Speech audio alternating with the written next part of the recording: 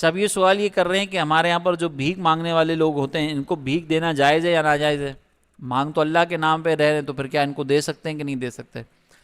دیکھیں اگر تو آپ کو یہ پتہ ہے نا کہ وہ بھکاری جو آپ سے مانگ رہا ہے وہ آگے جا کے کونے میں وہ مرسیڈیز میں جا رہا ہے بیٹھ کر، یہ میں صرف مبالغے کے لیے کہہ رہا ہوں کیونکہ ایسی ویڈیوز آئی ہیں کہ برابر میں پھر گاڑی میں بیٹھ کے وہ جا رہا ہوتا، تو پھر ایسوں کو دینے کی ضرورت نہیں ہے۔ میں آپ کو اپنی ایک ایگزامپل بتاتا ہوں، 2-3 لوگوں کے ساتھ میں نے اس طرح کیا تھا۔ ایک میرے پاس آیا اور کہنے لگا کہ حضرت میں صبح سے بھوکا ہوں، میں نے کچھ کھایا نہیں ہے۔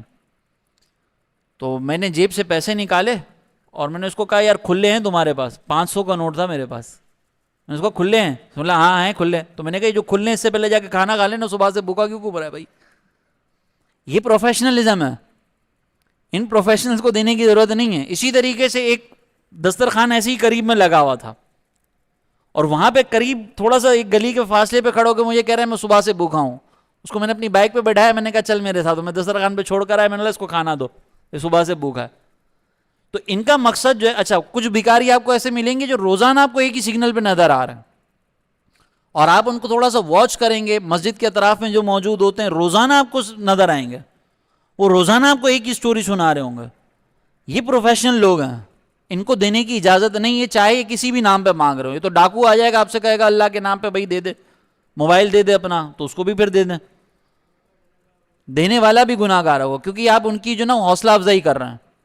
ہاں اگر کسی کے بارے میں آپ کو غالب گمان ہو کہ یار یہ واقعتاً ضرورت مند لگ رہا ہے، آپ کا دل مطمئن ہو رہا ہے اس کے اوپر، اور پھر آپ نے اس بنیاد پر دے دیا کہ یار یہ بیچارہ ضرورت مند ہوگا، میں اس کو پروفیشنل سمجھ کے نہیں دوں، تو کہیں ایسا نہ ہو کہ یہ بیچارہ پھنس جائے، تو جہاں پہ دل مطمئن ہو جائے وہاں پہ پھر آپ دے دیں۔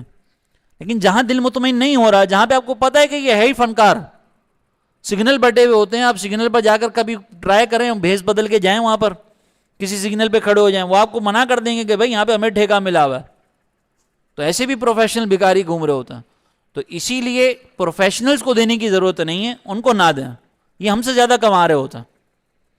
اچھا اس میں بعض لوگ اپنی یہ منطق پیش کر رہے ہوتے ہیں کہ یار دیکھو نا کوئی مستحق ہے نہیں ہے، اللہ تعالیٰ بھی تو ہمیں دے رہا ہے نا، ہم بھی کون سا ہر چیز کے مستحق ہیں، تو ہم نے اگر کسی غیر مستحق کو دے دیا تو اس میں کیا حرج ہے؟